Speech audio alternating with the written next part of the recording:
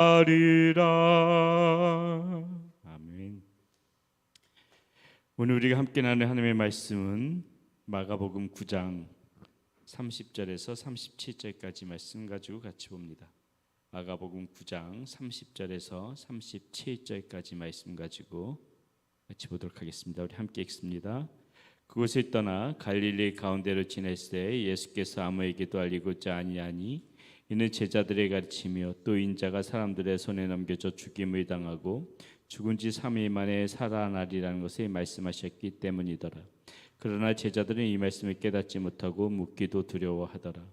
가버나움에 이르러 집에 계실새 제자들에게 물으시되 너희가 길에서 서로 토론한 것이 무엇이냐 하시되 그들이 잠잠하니 이는 길에서 서로 누가 크냐 하고 쟁론하였습니다.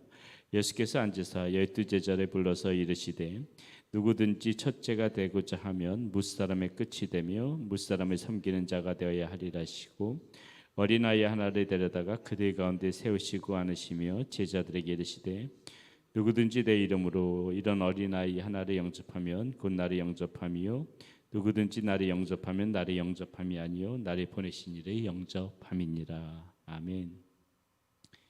오늘 본문 말씀은 길지 않은 말씀인데 여기 정말 중요한 세 가지, 우리 그리스도인들이 살아가면서 살아가야 되는 아주 중요한 세 가지 원리가 나와 있는 것을 보게 됩니다. 먼저 첫 번째 원리는 무엇이냐면은 죽어야 사는 원리지요. 고난이 영광이 되는 원리다.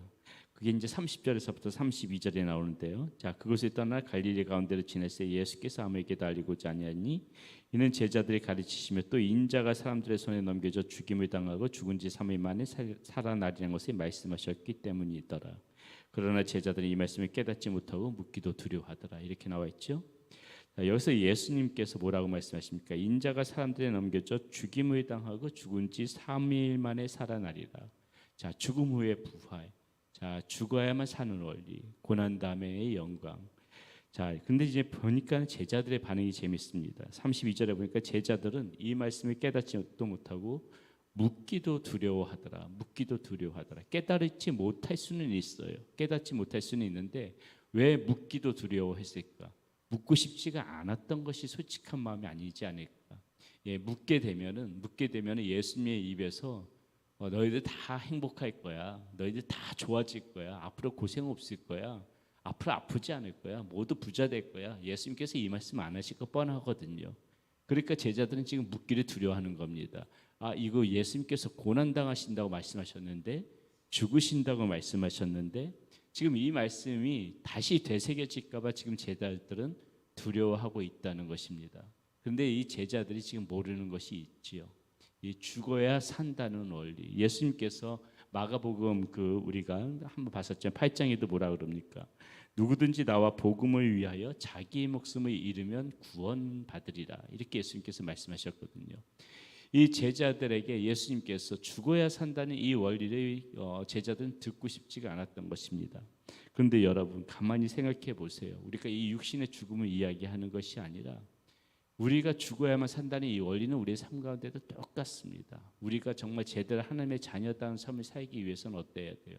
우리의 이 내적 자아 속에 있는 그런 모든 것들을 십자가에 못 박혀서 자기를 비우지 않으면 우리가 온전히 하나님의 자녀로 살아간다는 것이 어렵다는 것을 알 수가 있습니다. 내 기질 죽여야 되지요. 내 모난 성품도 죽여야만이 하나님의 자녀다운 삶의 모습으로 살아갑니다. 내 안에 있는 그런 못된 습관도 반드시 죽여야만이 거룩한 하나님의 자녀로 살아갈 수가 있다는 것이죠.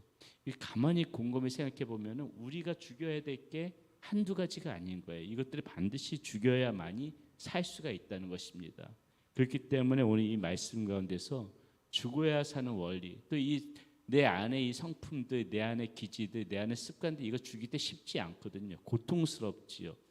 내가 일평생 짊어지고 온 것인데 그런 것들 하나하나 그런 것들 죽인다는 것이 얼마나 어렵습니까?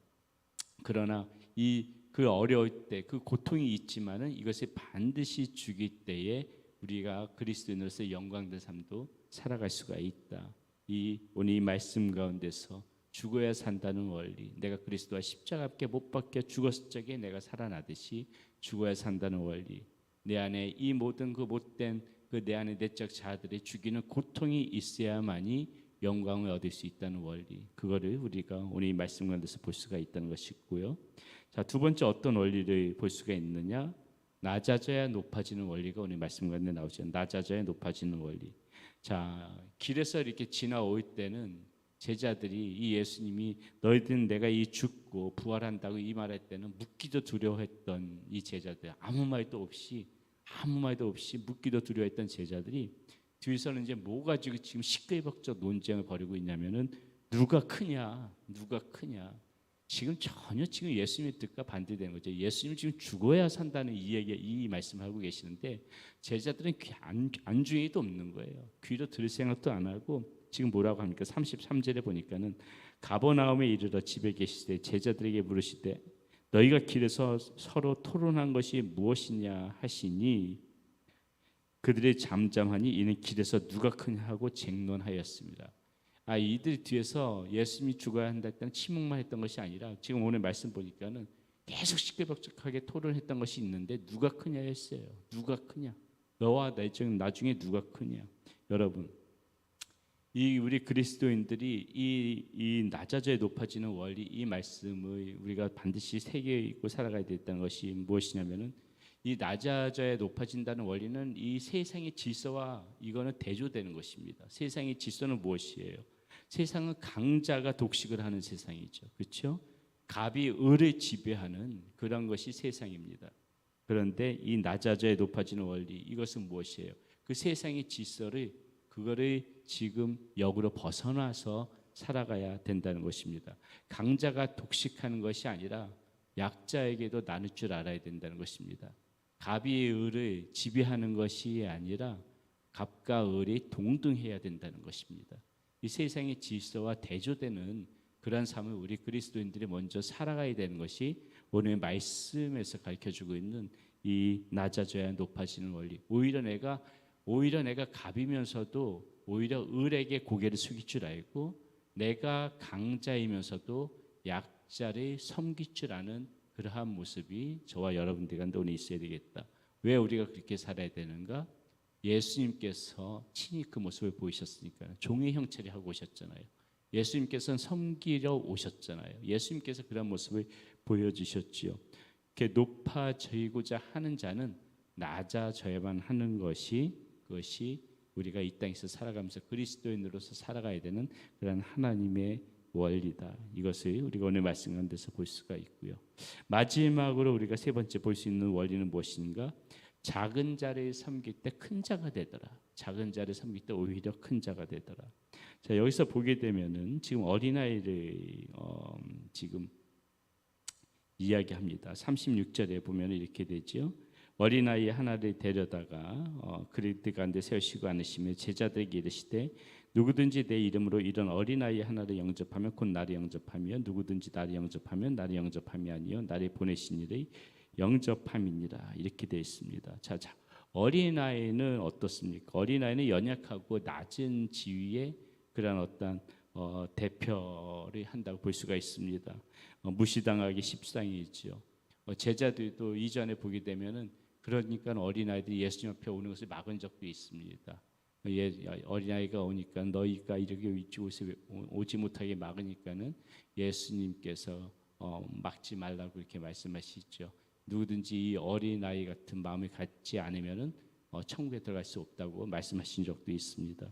자, 무엇입니까? 이 작은 자를 섬겨야만 큰 자가 된다는 것입니다. 연약한 자, 작은 자를 섬기는 것이 예수님을 섬기는 것이라고 지금 37절에 말하지 않습니까? 누구든지 이런 어린아이 하나, 내 이름으로 이런 어린아이 하나를 영접하면 곧 나를 영접합니다. 이렇게 말씀하시고 있고요. 마태복음 25장에서도 우리가 보게 되면 잘 아는 부분들이 나옵니다. 예수님께서 너희가 내가 옥에 갇혔을 적에 내가 굶주릴 때 나를 보살피고 나를 먹였다. 그 적에 제자들이 우리가 언제 예수님께 그렇게 했습니까? 이런 말 했을 적에 예수님이 뭐라고 말합니까? 그런 작은 사람들, 그런 연약한 사람들한테 이렇게 베풀고 도와준 것이 곧 나에게 한 것이다. 이렇게 예수님께서 말씀하시거든요. 이 작은 자를 섬길 때 하나님께서 보시는 큰 자가 되어지는 것이다. 이것이 세상의 원리, 세상의 원리 같지는 않지만은 하나님의 원리라는 것입니다. 높은 사람은 높은 사람, 그리고 뭐 위대한 사람, 큰 사람을 섬기는 것은 쉬워요. 그런데 낮은 사람, 연약한 사람을 섬기는 그것은 쉽지 않습니다. 우리가 높은 사람들 바라보면서 섬길 때 그걸 섬긴다고 이야기하지 않지요. 낮은 자들, 연약한 사람들 섬길 때 그때 진정한 이 그리스도인의 이 삶의 원리에 그 가치가 빛이 나는 것입니다. 그래서 이 작은 자를 섬길 때 큰 자가 된다 하는 이 예수님의 가르침의 원리를 우리는 반드시 잊지 않고 살아가야 될 것으로 봅니다. 오늘 우리 짧은 말씀 속에서 세 가지 중요한 원리 우리가 배웠습니다. 죽어야 사는 원리, 그리고 낮아져야 높아지는 원리, 그리고 작은 자를 섬길 때 큰 자가 되는 원리. 오늘 하루도 이 말씀 기억하시면서 이렇게 살아가시는 여러분들 되시기를 바라겠습니다. 기도합니다. 살아계신 아버지 하나님, 오늘 말씀 가운데에서 주님께서 우리에게 가르쳐주신 중요한 삶의 원리들을 배웠습니다. 하나님, 여러 가지 부족하고 연약하지만은 하나님, 우리가 하나님의 자녀로서 이러한 원리를 가지고 살아가게 하여 주시옵소서. 하나님의 말씀에 충실히 순종하면서 살아갈 수 있도록 우리에게 오늘 하루도 힘을 주시고 또 하나님께서 은혜 베풀어 주셔서 주님의 마음으로 살아가는 우리 사랑하는 모든 성도님들 되게 하여 주시옵소서. 우리 주 예수 그리스도 이름으로 감사하며 기도드렸습니다.